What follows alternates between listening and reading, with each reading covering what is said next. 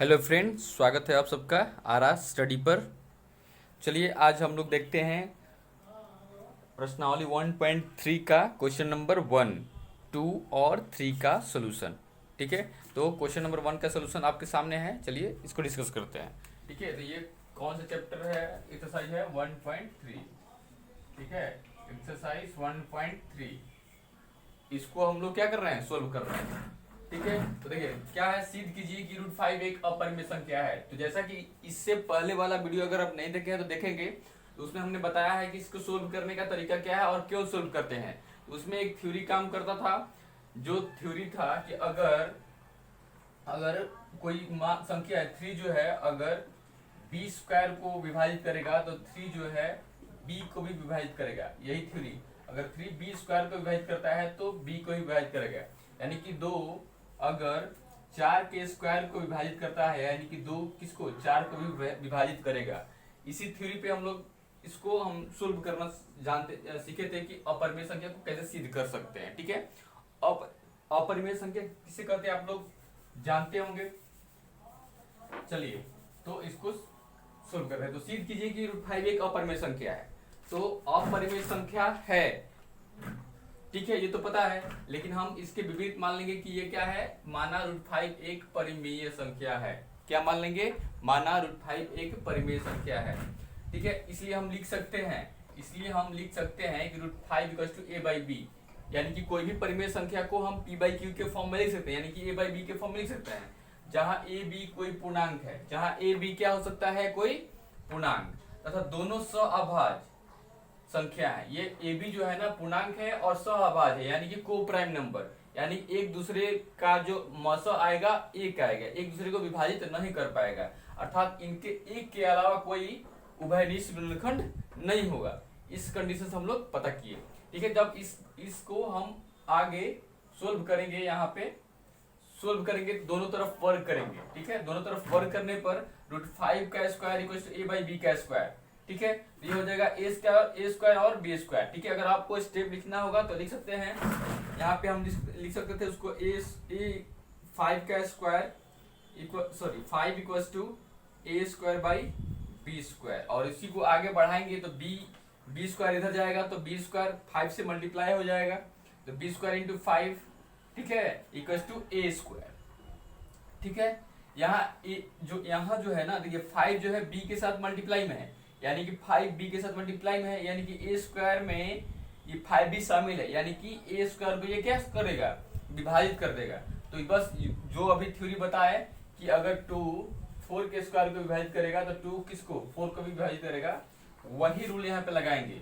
अगर 5 a square को विभाजित करेगा तो 5 a को भी विभाजित करेगा। बात को समझिएगा ध्यान से। ठीक है, तो यहाँ तक तो बात समझ गया। ठीक है, अब यहाँ से हम लोग क्या मान लेंगे?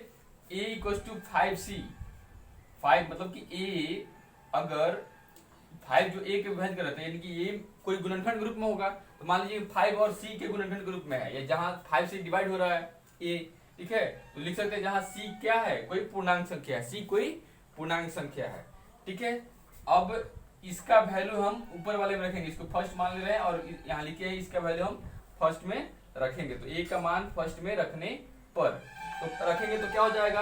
5c, a = 5c, जहां a है तो 5c का स्क्वायर हो जाएगा, तो 5c का स्क्वायर, तो b² 5 = 25c²। ठीक है, यहाँ से 5 से 5 बार में 25 कट जाएगा, तो हम इसको लिख सकते हैं b² = 5c का स्क्वायर। ठीक है, b² = 5c का स्क्वायर, जहां अब यहाँ पे देखिए b² = 5c², यानी कि जो 5 है, ये 5 जो है b स्क्वायर को विभाजित करेगा, क्योंकि ये गुणनखंड के रूप में है और ये बराबर है। ठीक है, अगर 5 b स्क्वायर को विभाजित करता है तो हम बोल सकते हैं कि 5 b को भी विभाजित करते हैं। अब इस प्रकार हम ये प्राप्त कर रहे हैं। यहाँ पे हम बोलेंगे, आप लिख सकते हैं इस प्रकार। हम ये यहाँ पे ये कह सकते हैं कि हमने यहाँ माना था a b पूर्णांक है और ये सहअभाज्य संख्या है, और एक के अलावा कोई भी उभयनिष्ठ गुणनखंड नहीं है, लेकिन यहाँ पे एक के अलावा एक 5 जो है उभयनिष्ठ गुणनखंड है। तो इसलिए आ रहा है क्योंकि हमने यहाँ पे गलत त्रुटिपूर्ण कल्पना कर लिया है। ठीक है, त्रुटिपूर्ण कल्पना कर लिया है, और इसी वजह से हमारा आंसर क्या हो रहा है? गलत। गलत कार्य का परिणाम भी क्या होता है? गलत होता है। इसलिए बोल सकते हैं कि ये सब हमारे त्रुटिपूर्ण कल्पना के द्वारा हुआ है। अतः हम कह सकते हैं कि √5 एक क्या है, अपरिमेय संख्या है। तो ये बात आप नोट कर सकते हैं लास्ट में कि √5, इससे देखिए कि हमने माना था कि एक के अलावा कोई भी उभयनिष्ठ गुणनखंड नहीं है, लेकिन यहाँ पे एक के अलावे 5 इसका उभयनिष्ठ गुणनखंड है, जो कि विरोधाभास है। और ये विरोधाभास हमारे त्रुटिपूर्ण कल्पना के द्वारा हुआ है। ठीक है कि √5 एक परिमेय संख्या है, अतः हम कह सकते हैं कि √5 एक अपरिमेय संख्या है। इस बात को रिपीट करके आप लिख सकते हैं। तो उम्मीद है ये क्वेश्चन आपको समझ में आया होगा। चलिए बढ़ते हैं अगले क्वेश्चन की तरफ। चलिए आगे बढ़ते हैं क्वेश्चन नंबर 2, प्रश्न 2 के तरफ। ठीक है, पहले क्वेश्चन उम्मीद है अच्छी तरह से समझ में आया होगा, जो बोर्ड पे आपको समझाने की कोशिश किया। ठीक है, उसी कॉन्सेप्ट और थ्योरी का यूज करके हम लोग प्रश्न 2 को भी कोशिश कर रहे हैं बनाने के लिए। ठीक है, तो आपके सामने क्वेश्चन है। ठीक है, और इसमें थोड़ा लैंग्वेज ज़्यादा होता है, इसलिए हमने क्या किया, पीडीएफ फॉर्म लेकर आपको बताने की कोशिश कर रहा हूँ। ठीक है, इसके सोल्यूशन से। ठीक है, तो देखिए, सिद्ध कीजिए कि 3 + 2√5 एक अपरिमेय संख्या है। वीडियो को लास्ट तक जरूर देखिएगा। सिद्ध कीजिए कि 3 + 2√5 एक अपरिमेय संख्या है। तो जैसे ही कि दे दिया कि 3 + 2√5 एक अपरिमेय संख्या है, तो हम क्या कर लेंगे, मान लेंगे इसके विपरीत, अपरिमेय के विपरीत मान लेंगे कि 3 + 2√5 एक परिमेय संख्या है। ठीक है, और इसके बाद हम लोग आगे बढ़ेंगे। यदि 3 + 2√5 परिमेय संख्या है, तो हम लिख सकते हैं 3 + 2√5 = p/q या फिर a/b। ठीक है, कोई भी जो परिमेय संख्या है a/b या फिर p/q के फॉर्म में होता है, जहाँ a और b क्या होगा, कोई इंटीजर यानी कि पूर्णांक संख्या होगा। ठीक है, तो चलिए आगे बढ़ते हैं। मान लेते हैं 3 + 2√5 बराबर a/b, जहाँ b बराबर नहीं है किसके, 0 के, जहाँ b है जो 0 के बराबर नहीं है। ठीक है, तो ही तो हो सकता है परिमेय संख्या। ठीक है, जहाँ a और b पूर्णांक हैं और a और b में तथा a और b में एक के अतिरिक्त कोई भी उभयनिष्ठ गुणनखंड नहीं है। ठीक है, a b जो क्या पूर्णांक संख्या होती है, और a b जो है सहअभाज्य संख्या, यानी कि एक के अतिरिक्त कोई भी गुणनखंड नहीं है। ठीक है, तो इसको चलिए सोल्व करके देखते हैं क्या होता है। तो 3 + 2√5 = a/b लिख सकते हैं। 3 को इधर ले जाएंगे तो इधर प्लस है, तो इधर जाकर क्या हो जाएगा, माइनस। 2√5 = a/b - 3। फिर 2 को इधर ले जाएंगे तो 1/2 हो जाएगा। तो हम यहाँ पे आप देख सकते हैं ध्यान से, लिखा हो 1/2, ब्रैकेट में सबके साथ गुना होगा, ये सबके साथ गुना में है यहाँ पे, तो यहाँ पे सबके साथ में डिवाइड होगा। ठीक है, तो √5 = 1/2 a × a/b - 3। अभी हम लोगों ने √5 को क्या अपरिमेय संख्या प्रूव करके देखा, क्योंकि a और b पूर्णांक है, इसलिए 1/2 a/b - 3 एक परिमेय संख्या है। ठीक है, इसलिए √5 भी क्या है, परिमेय संख्या है। ठीक है, क्या है, √5 एक परिमेय संख्या है। लेकिन अभी हम लोगों ने प्रूव किया है कि √5 एक क्या है, अपरिमेय संख्या है। परंतु हम जानते हैं कि √5 एक अपरिमेय संख्या है। यह विरोधाभास हमारी त्रुटिपूर्ण कल्पना के द्वारा हुआ है। ये विरोधाभास क्यों, क्योंकि हमने गलत सोचा था कि a और b जो होगा एक के अलावे कोई भी गुणनखंड नहीं होगा, लेकिन इसका तो √5 का तो यहाँ पे कई सारे गुणनखंड हो रहे हैं। ठीक है, इसलिए हम बोल सकते हैं कि ये विरोधाभास हमारी त्रुटिपूर्ण कल्पना के कारण हुआ है कि 3 + 2√5 एक परिमेय संख्या है, अतः 3 + 2√5 एक अपरिमेय संख्या है। तो केवल लैंग्वेज था, भाषा था, इसलिए हमने पीडीएफ फॉर्म में आपको समझाने की कोशिश की। अगला क्वेश्चन ध्यान से समझिए तो आपको समझ में आएगा। ठीक है, चलिए बने रहिए हमारे साथ, आगे बढ़ते हैं। प्रश्न 3 में 3 क्वेश्चन दिए हुए हैं आपको। प्रश्न 3 में कितने हैं, 3 क्वेश्चन दिए हुए हैं। सिद्ध कीजिए कि निम्नलिखित संख्याएं अपरिमेय संख्याएं हैं। 1/√2, ठीक है, 7√5, 6 + √2। ठीक है, तो 1/√2 को हमें प्रूव करना है। तो माना 1/√2 एक परिमेय संख्या है, जैसा कि हम हमेशा से मानते आ रहे हैं। माना 1/√2 एक परिमेय संख्या है, इसलिए 1/√2 किसके बराबर होगा, a/b के, जहाँ b बराबर नहीं होगा 0 के। ठीक है, जहाँ बी बराबर नहीं होगा किसके, 0 के यहाँ पे, और ए और बी के एक के अलावा कोई भी उभयनिष्ठ गुणनखंड नहीं होगा। तो इसको सोल्व करना शुरू करेंगे। ठीक है, तो यहाँ पे देखिए ध्यान से, यहाँ पे ध्यान से देखिए, 1/√2 बाई इक्वल्स टू 1/b है, यानी कि 1/√2 बराबर ए बटा बी है। ठीक है, तो √2 को इधर ले लेंगे और ए बी बाई ये हो जाएगा। ठीक है, √2 को दोनों को रिवर्स लेने पर, दोनों को पलट देने पर, इसको भी ऐसे पलट देते हैं और इसको भी ऐसे पलट देते हैं, तो बी बाई ये हो जाएगा। ठीक, उसके बाद ए को इधर लेके चले जाएंगे, नीचे है तो इधर डिवाइड में है तो मल्टीप्लाई हो जाएगा। ठीक है, तो यहाँ पे दोनों तरफ वर्ग ले लेंगे तो क्या हो जाएगा, 2a² बराबर b²। जहाँ तक हम लोगों ने थ्योरी समझा था कि अगर 2 4k² को डिवाइड करेगा तो 2 किसको भी डिवाइड करेगा, 4 को भी डिवाइड करेगा। इसी कॉन्सेप्ट पे चलना है। तो देखिए यहाँ से 2a² बराबर b² है, तो यहाँ पता चल रहा है कि 2 जो है b² को विभाजित करेगा। 2 a के गुना में है, यानी कि b² के बराबर है, तो b को जरूर विभाजित करेगा, इसलिए 2 b को भी विभाजित करेगा इसके अनुसार। ठीक है, इसी थ्योरी से हम लोग चल रहे थे, तो इसलिए 2 b को भी विभाजित करेगा। तो इसको मान लेंगे फर्स्ट, इसको मान लेंगे फर्स्ट, ठीक है, और इसको मान लेंगे सेकेंड। ठीक है, तो अब b बराबर हम मान लेंगे 2 के। ठीक है, b कोई संख्या है जो 2 के ग्रुप में होगा, क्योंकि b भी गुणनखंड ग्रुप में है, तो ना 2 से डिवाइड हो जा रहा है, तो मान लीजिए 2 से डिवाइड हो रहा है तो उसके साथ गुना के रूप में k है, यानी कि 2 के हम यहाँ पे मान सकते हैं, यहाँ पे 2 के मान सकते हैं, जहाँ k कोई क्या है, पूर्णांक है। ठीक है, तो अब ये इसी वैल्यू को हम इसमें रखेंगे तो क्या प्राप्त होता है, देखिए ध्यान से, तो इसमें रखेंगे तो हमें क्या प्राप्त होता है, तो 2, एक minute.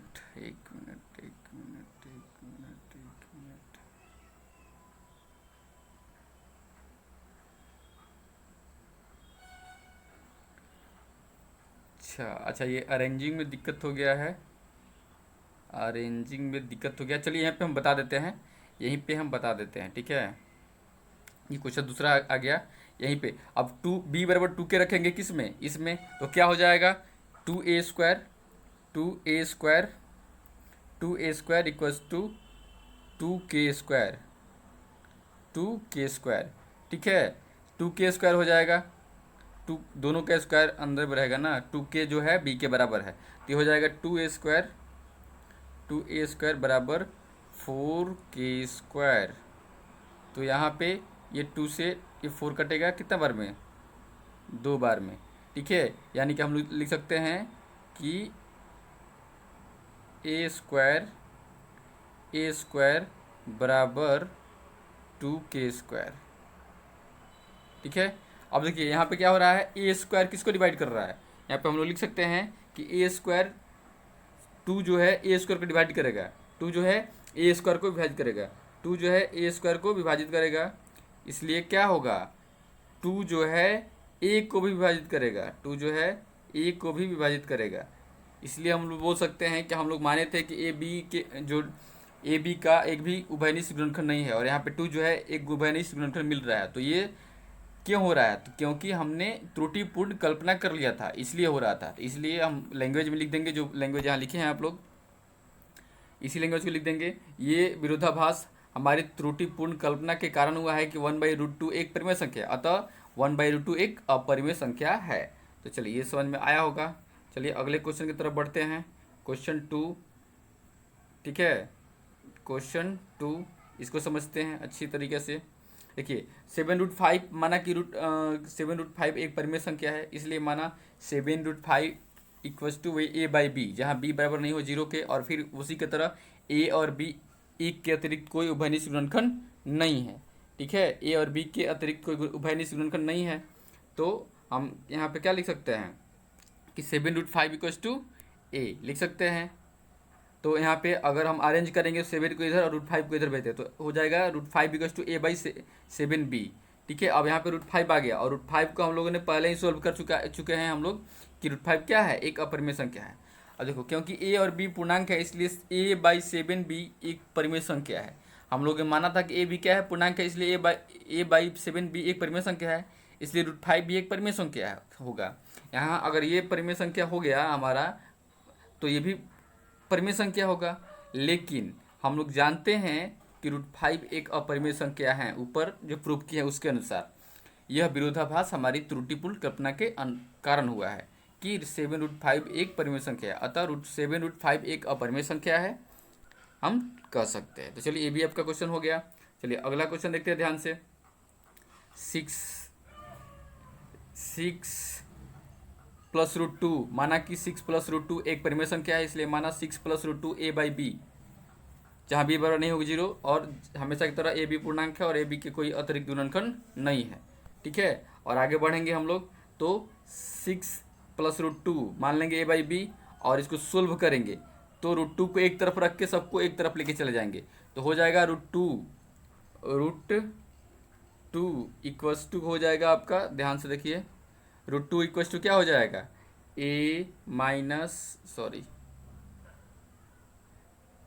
√2 equals to a minus 6b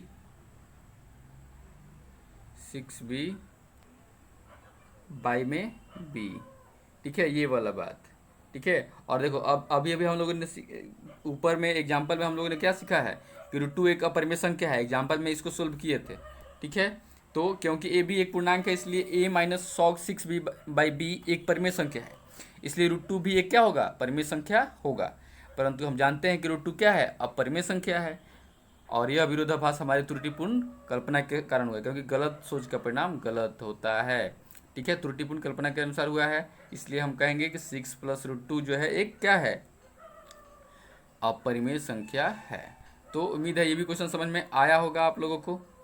तो ये सारे क्वेश्चन हम लोगों ने डिस्कस किए।